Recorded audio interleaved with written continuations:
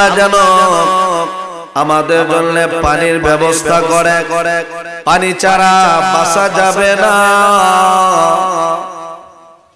দেখেন না এত রোদ, জমিনের মধ্যে ফাটল শুরু হয়ে গেছে। ঘরের পশুগুলি পানির পিপাসায় কাতর হয়ে গেছে, পানি নাই। ও জমানার পয়গম্বর মুসা, দোয়া করেন না আল্লাহ যেন বৃষ্টির ব্যবস্থা করে দেয়। পয়গম্বর সুলাইমান সব মানুষগুলিরে নিয়ে ময়দানে হাজির হয়ে গেল। খোলা মাঠ, খোলা ময়দানে মজলিসের মধ্যে এমন একটা নাফরমান আছে, এমন একজন নাফরমান লোক আছে, যে নাফরমান, এই নাফরমানটা এত বড় নিমুখ খারাপ। এক দুই দিন না, আজকে 40টা বছর ধইরা আমি আল্লাহরে একটা বার আল্লাহ কয়া ডাক দেয় না। এত বড় নাফরমান, আমি আল্লাহরে আল্লাহ বলে ডাক দেয় না। ওই বান্দার অপরাধের কারণে, গুনার কারণে আমি আল্লাহ বৃষ্টি দেই না, বৃষ্টি দিব না। আল্লাহ জানায় দিলেন, ও পয়গম্বর আপনি ঘোষণা দেন এমন কোন নাফরমান আছে 40 বছর ধরে আল্লাহর ডাকো না, ময়দান থেকে বের হয়ে যাও। মুসা পয়গম্বর রাগী নবী, উনি বলে দিলেন, এ বেঈমান, এ নিমুখ হারাম, 40টা বছর ধরে আল্লাহর ডাকো না, কে এমন নাদান আছে, এখান থেকে বের হয়ে যাও। যে লোকটা অপরাধ করছে, এই লোকটা কিতাবে লেখা হয় রুমাল ছিল চাদর, লোকটা মাথাটা নিচের দিকে দিয়া রুমাল দিয়ে চেহারাটা দেখি নিচের দিকে তাকায়া এতই লজ্জিত হইল, কান্না শুরু করে দিছে, প্রভু গো আমার মতো নাফরমান আসমানের নিচে জমিনের উপরে মনে হয় আর কেউ নাই। ওগো আল্লাহ,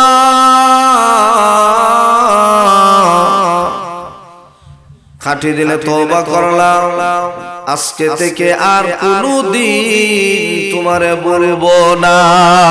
সুবহানাল্লাহ, আজকে থেকে আর কোনদিন বলবো না।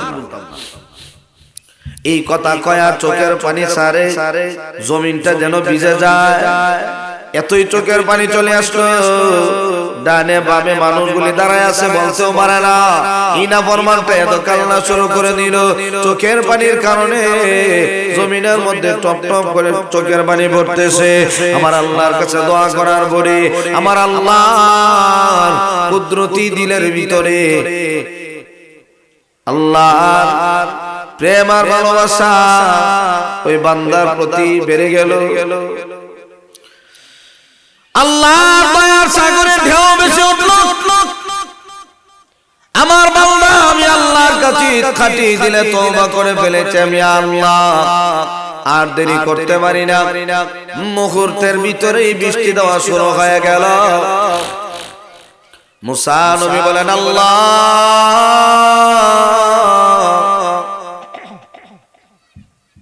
আগে না বললেন নাফরমান থাকলে নাফরমানের কারণে বৃষ্টি দিবা না,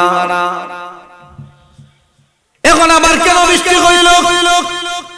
নাফরমান তো ময়দান থেকে বেরিয়ে যায় নাই। আল্লাহ জানায় দেও মুসা,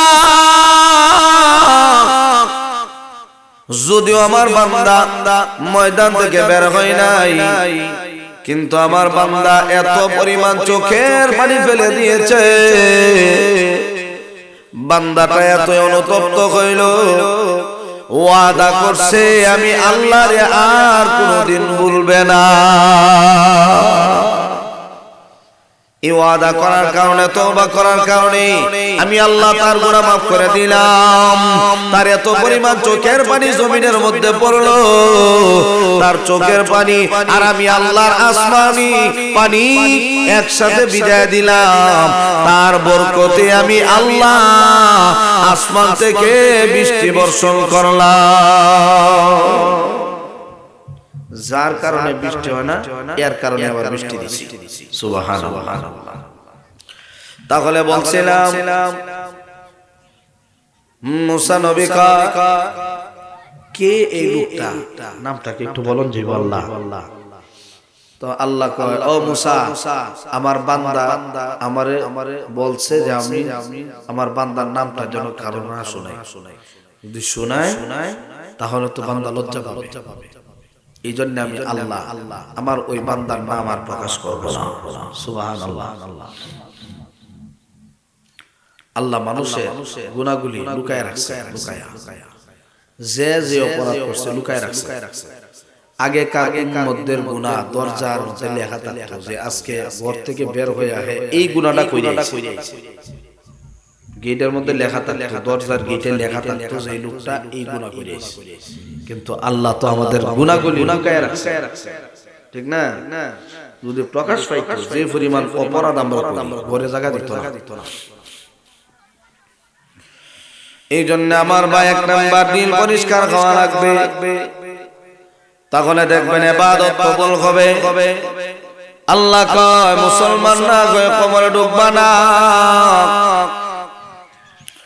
আরেক ঢাল বাংলা এমন আছে, ওয়া আম্মা মান খাফা মাকামা রাব্বিহি ওয়া নাহান নাফসা আনিল হাওয়া ফাইন্নাল জান্নাতা হিয়াল মাওয়া। ওই বান্দাগুলি পরকালের এত চিন্তা, এত ভয় ওই বান্দাগুলির দিলের ভিতরে ঢুকায়। আমি দুনিয়া থেকে বিদায় হয়ে গেলে আল্লাহর আদালতে কি জবাব দিব? এই জন্য দুনিয়াতে থাকা অবস্থায় মৃত্যুর ভয়, কবরের ভয়, মিজানের ভয়, ফুলসিরাতের ভয়, জাহান্নামের ভয় দিলের ভিতরে ঢুকাইয়া ওই বান্দাগুলি আল্লাহর জন্য এত দেওয়ানা হয়। ওই বান্দাগুলি আল্লাহর জন্য তুই পাগল, জাহান্নামের আগুন আমি সহ্য করতে পারবো না। আল্লাহ তো জানায় দিয়েছে নিজে জাহান্নামের আগুন থেকে বাঁচো, পরিবারগুলিরে জাহান্নামের আগুন থেকে বাঁচাও। ইয়া আইয়ুহাল্লাযীনা আমানু কু আনফুসাকুম ওয়া আহলিকুম নারা। আল্লাহ কয় ওই ইমানদারেরা নিজে জাহান্নামের আগুন থেকে বাঁচো, পরিবারগুলিরেও জাহান্নামের আগুন থেকে বাঁচাও। নিজে আগে জাহান্নামের আগুন থেকে বাঁচতে হবে, এরপরে পরিবারগুলির জাহান্নামের আগুন থেকে বাঁচাতে হবে। এ বাবা আল্লাহওয়ালা যুবকের হালতটা কেমন কেমন? জাহান্নামের ভয় দিলের ভিতরে থাকলে আল্লাহ এত সম্মান দেয়। যুবকটা মসজিদের মধ্যে একা একা নামাজ পড়ে, এত বিনয়ের সাথে আল্লাহর সামনে দাঁড়াইল। ওই বান্দাটা আল্লাহর সামনে এত বিনয়ের সাথে দাঁড়াইছে, আমি আল্লাহর কুদরতি পায়ে সিজদা দেব। যদি আমার মাওলা আমার প্রতি খুশি না হয়, আমার সিজদা যদি কবুল না হয়, আমার রুকু যদি কবুল না হয়, তাহলে তো আমার এই নামাজের কোনো কাজ হবে না। আমার রুকুটা যেন সঠিকভাবে আদায় হয়, আমার সিজদাটা যেন সঠিকভাবে আদায় হয়। যুবকটার ভিতরে এত ভয়, আমি আল্লাহর সামনে দাঁড়াইলাম, কি বলবো, কিভাবে দাঁড়াবো, কোন হালতে দাঁড়াবো। আমার আল্লাহ যদি নারাজ হয়ে যায় তাহলে তো আমার নামাজ কবুল হবে না। নামাজ যদি কবুল না হয় জীবনের সব আমলে বরবাদ। যুবক নামাজে দাঁড়াইল, শরীরের মধ্যে কত করে কাজ শুরু হয়ে গেল। আল্লাহর সামনে দাঁড়ায় এত বিনয়ের সাথে নামাজ পড়ে শরীরের মধ্যে কম্পন শুরু হয়ে গেল। অনেক সময় দেখবেন র্যাবের সামনে অফিসার, র্যাব সেনাবাহিনীর প্রধান, এরা সামনে যদি হঠাৎ করে কেউ ফিরে থাকা দেখকে কাজ শুরু হয়ে যায়। যদি তাবা একটা দেয় 2-5 মিনিট অজ্ঞান, তখন হাতের মধ্যে ভয় পায়, উনি বড়। এদের চাইতেও তো আমার আল্লাহ অনেক বড়। রেবের চাইতে কি আল্লাহ শুধু নাকি? কথা কই না আপনারা? বড় না? আল্লাহ কত বড়। আল্লাহর সামনে দাঁড়াবো, বই তো লাগবে। যুবকটা এবার নামাজ পড়ে, বিনয়ের সাথে নামাজ পড়ে। আরেকজন আল্লাহর ওলি মসজিদে ঢুকছেন, ঢুইকা দেখে একটা যুবক এত বিনয়ের সাথে নামাজ পড়ে। আল্লাহর ওলি বলেন, আমার খুব ভালো লাগতেছে। যুবকটার ইবাদত দেখে আমার বড় ভালো লাগে। আমি তাকায় আছি, কোন সময় যুবকটা নামাজ থেকে বাড়ির ঘরে আমি তার সাথে কথা বলবো। যুবকটা নামাজ থেকে বাইরে যাওয়ার পরে আল্লাহর ওলি যুবকটার কাছে গেলেন, সালাম দিলেন, আসসালামু আলাইকুম। যুবকটা সালামের জবাব নিল, জিজ্ঞাসা করলো, কেমন আছো তুমি? যুবকটা কয়, ও আল্লাহর ওলি, ভালো নাই, আমার দুনিয়াতে কোনো কিছুই ভালো লাগে না। আল্লাহর আদালতে আমি কেমনে গিয়া দাঁড়াবো, কি হিসাবটা দিব, কি জবাবটা দিব? জীবন তো চলে যাইতে আছে। দুনিয়ার কোনো কিছু আমার ভালো লাগে না। ও আমার কোনো কিছুই ভালো লাগে না। যদি আল্লাহ উঠায় নিয়ে যাইতেন তো ভালো লাগতো। আল্লাহর ওলি বলেন, এমনটা বলে না, নিজে মৃত্যু ডেকে আনা ভালো না। এই মুহূর্তে যদি আল্লাহ আমার মৃত্যু গিয়া, এই কথাগুলি বলা ঠিক না। আল্লাহর ওলি বলেন, আমি তার সাথে কথা বলতে শুরু করলাম, ভালোই লাগলো। তার সাথে দ্বীনি আলোচনা শুরু করে দিলাম। দ্বীনি আলোচনা, কিয়ামতের আলোচনা শুরু করলাম। জাহান্নামের আলোচনা যুবকটার সামনে বসে বসে শুরু করে দিলাম। বলে, জাহান্নাম থেকে বাঁচতে গেলে কি করতে হবে, হাসরের ময়দানে গিয়ে কেমনে দাঁড়াবো। আল্লাহর ওলি বলেন, নসিহত শুরু হয়ে গেল। আমি তার সাথে আলোচনা শুরু করে দিলাম। আল্লাহর ওলি বলে, এ যুবক, জাহান্নামের দিলের ভিতরে তুই ঢুকাইছো, দুনিয়ার কোনো কিছুই তোমার ভালো লাগে না। যুবকরে শোনো, তুমি তো দুনিয়া থেকে বিদায় হয়ে যাইবা, আল্লাহর আদালতে দাঁড়াইবা, জবাবটা দিবা কি? ও আনফুসাকুম ওয়া আহলিকুম নারা, আগে নিজে বাঁচো এরপরে না পরিবারের বাঁচাইতা। আল্লাহ রনি বলেন এ বাবা দুনিয়া থেকে বিদায় হয়ে যাইবা, আল্লাহর আদালতে দাঁড়ায়া জবাবদিহি করা লাগবে। কারণ আল্লাহ তো জানায় দিছে মরার আগে বয় ঢুকাও।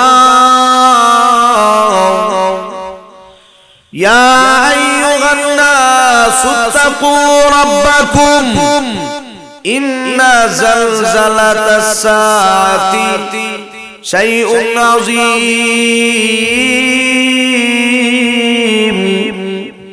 ইয়াওমা তারাউনাহা تذهل كل مرضعة عما أرضعت وتضع كل ذات حمل حملها وترى الناس سكارى وما هم بسكارى ولكن عذاب الله شديد। জাহান্নামের আয়াত, কিয়ামতের আয়াত। আল্লাহ বলেন আমি যখন জাহান্নামের বর্ণনা দিতে লাগলাম, কিয়ামতের বর্ণনা দিতে লাগলাম, যুবকটা বসে আছে তাক ধরে আমার দিকে তাকায় আছে। হঠাৎ করে যুবকটা একটা আওয়াজ দিল, চিৎকার দিল, আল্লাহ, অজ্ঞান হয়ে গেছে। একটা আওয়াজ দিয়া অজ্ঞান হয়ে গেছে। আল্লাহর নবী বলেন আমি তো আশ্চর্য হয়ে গেলাম। যুবকটা জ্ঞান হয়ে গেল পানি দেওয়ার পরে। কিছু সময় পরে আবার যখন জ্ঞান ফিরে আসলো, যুবকটা একটা কথা বলি, আমারে আরো শোনাও, আমারে আরো শোনাও। যত তেলাওয়াত করো তত ভালো লাগে, তত মজা লাগে, শোনাও।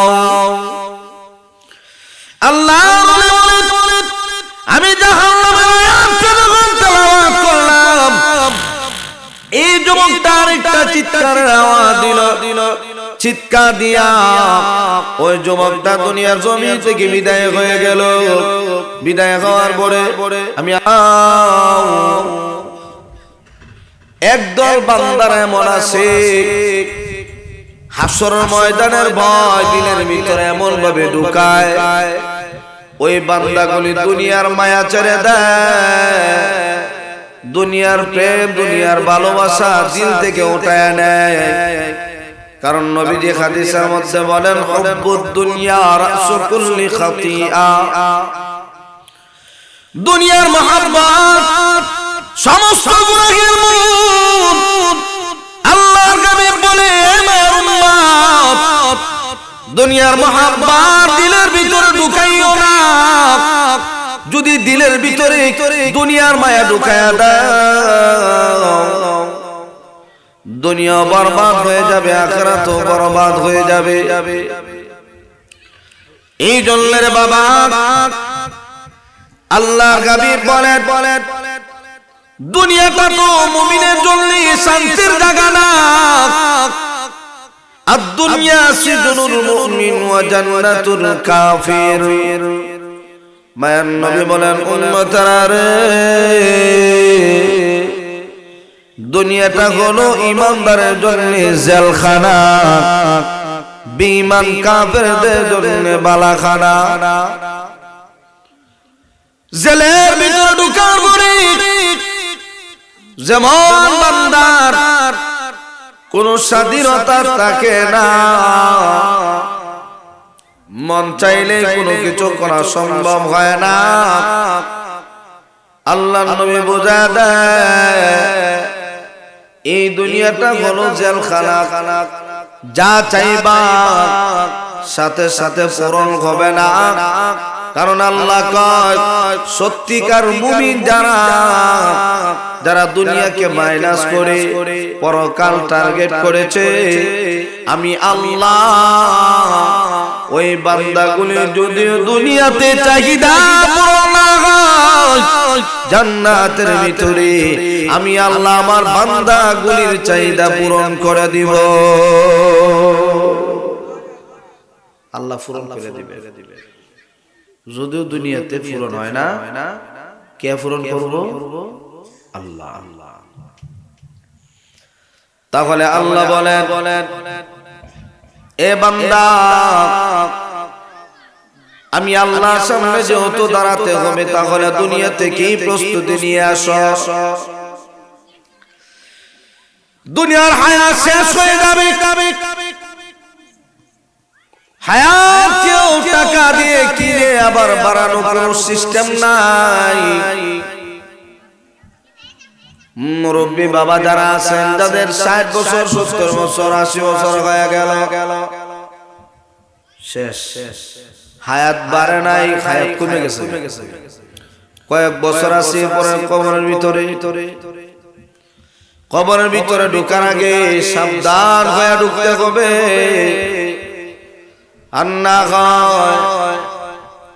আল্লাহর আদালত থেকে বাঁচার কোন সিস্টেম না। দুনিয়া থেকে পরিপূর্ণ মুসলমান হয়ে তো বিদায় হও, আল্লাহর কথা।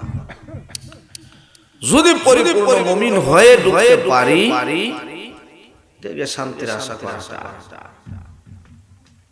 আল্লাহ দুনিয়াতে আমাদেরকে দিয়েছেন, আমরা সবাই যার যার মন চাহিদা চাইতেছি। কার কোন দিন, কিভাবে, কোন জায়গায়, কোন সময়, কয়টার সময়, দিনে না রাত্রে মরণ হবে কেউ জানে না। এইজন্য আজরাইল চোখের সামনে বাসার আগেই তুমি তওবা করে পবিত্র হয়ে যাও, আমলের লাইনে সময় বাড়াও, ঈমানকে মজবুত বানাও, আমল মজবুত বানাও। তাহলে দুনিয়া থেকে উঠায় নেওয়ার সময় আল্লাহ সম্মান দিয়ে উঠায় নেবেন, সম্মান দিয়ে উঠায় নেবেন। আর এমন সম্মান কোন এমপি মন্ত্রী এত সম্মান পাবে না। একজন ইমানদার বান্দা এত সম্মানের সাথে দুনিয়া থেকে বিদায় হয়। আল্লাহর হাবিব বলেন, উম্মতরা রে, একজন ইমানদার যখন দুনিয়ার জমি থেকে বিদায় হয়, আজরাইল সুন্দর পোশাক পরিহিত অবস্থায় 500 রহমতের ফেরেশতা নিয়ে হাজির হয়ে যায়। বান্দার কানে কানে জানায়া দেওয়া হয়, আল্লাহ তাখাফু ওয়ালা তাহজানু, তোমার কোনো ভয় নাই, তোমার কোনো টেনশন নাই। দুনিয়ার হায়াত শেষ হয়ে গেলে কি হবে?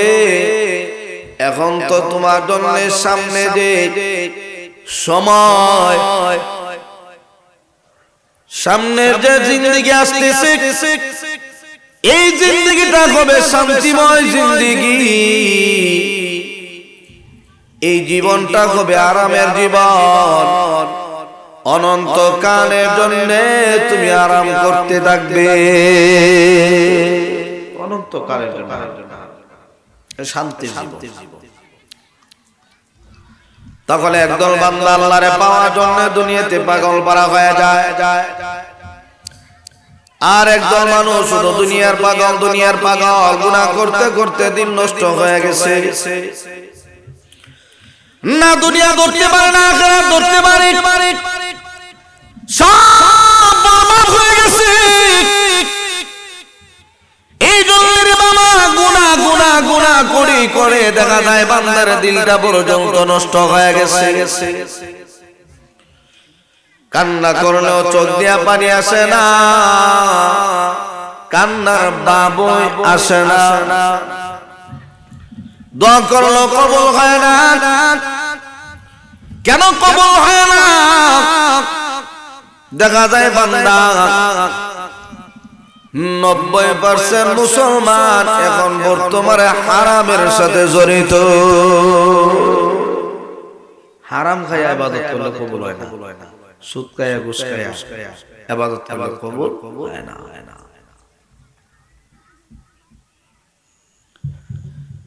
সুদ খায়া ইবাদত করলে ইবাদতে কোনো স্বাদ নাই, মজাও নাই।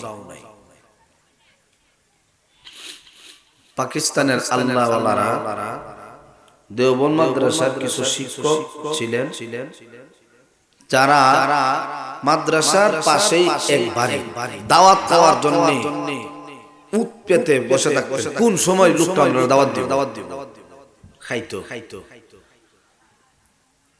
বছরে একবার দেওবন্দ মাদ্রাসায় এসে মুহতামিম সাহেব সহ শিক্ষক সবাই দাওয়াত দিত। এই লোকটা যখন দাওয়াত দিত সব উস্তাদরা এত আনন্দিত হইতো যে আজকে ওনার গরম পেট ভরে খাবো। যখন দাওয়াত দিয়ে ঘরে নিয়ে গেছে সবাই এত শান্তিতে পেট ভরে খাইছে। জিজ্ঞেস করা হইলো কেমন হইলো খানি? আলহামদুলিল্লাহ, যে পরিমাণ কোন সময় খাই নাই আজকে এর চাইতে বেশি ডাবল খাই।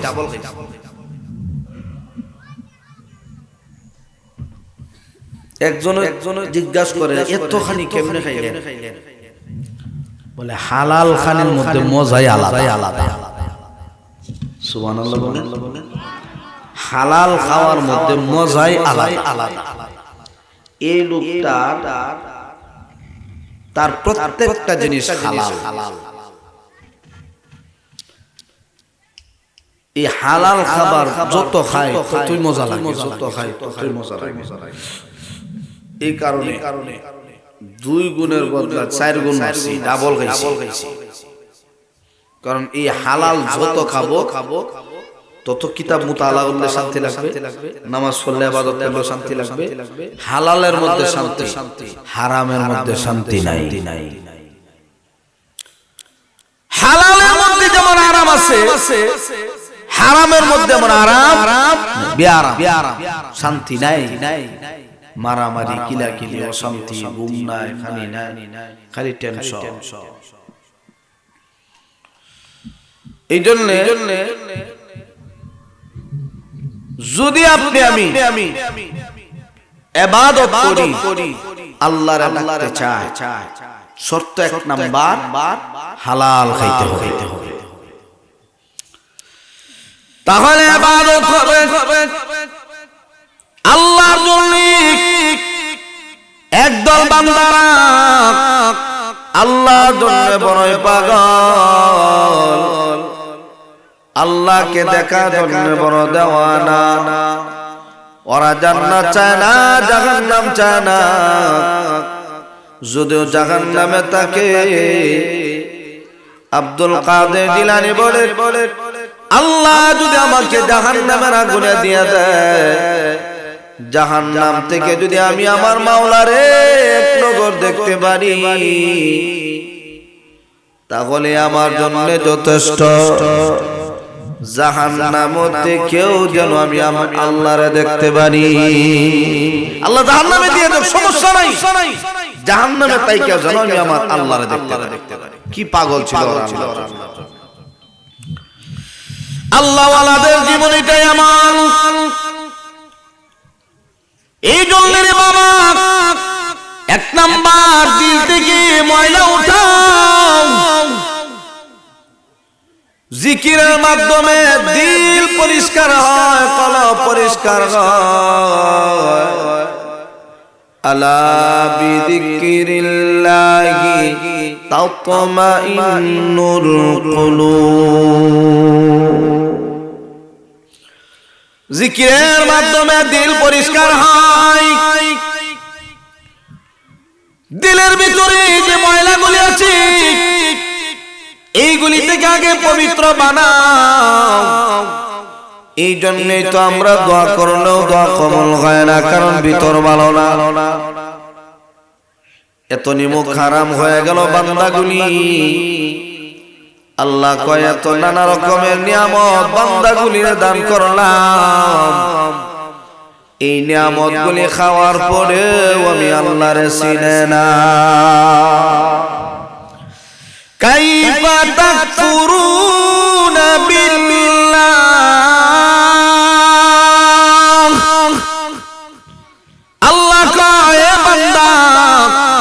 কেমনে তোমরা কুফরি করো, কেমনে তোমরা নাফরমানি করো।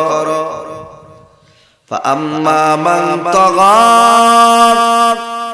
আল্লাহ কয় যারা সীমা লঙ্ঘন করে,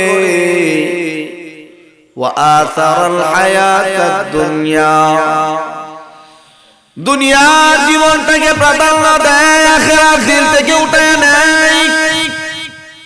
ফাইন্নাল জাহিমা হিয়াল মাওয়া,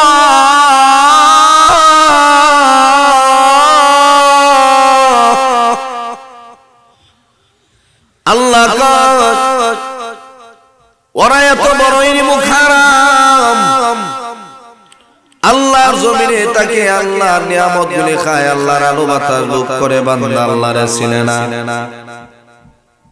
ফাআম্মা মান তাগা, এরা সীমা লঙ্ঘন করে। এক নাম্বার ব্যাখ্যা হইল, একদল আছে যারা আল্লাহর নবীরে শেষ নবী মানে না।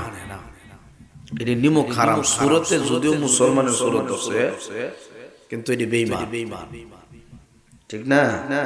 এরা আমার নবীরে শেষ নবী মানে না।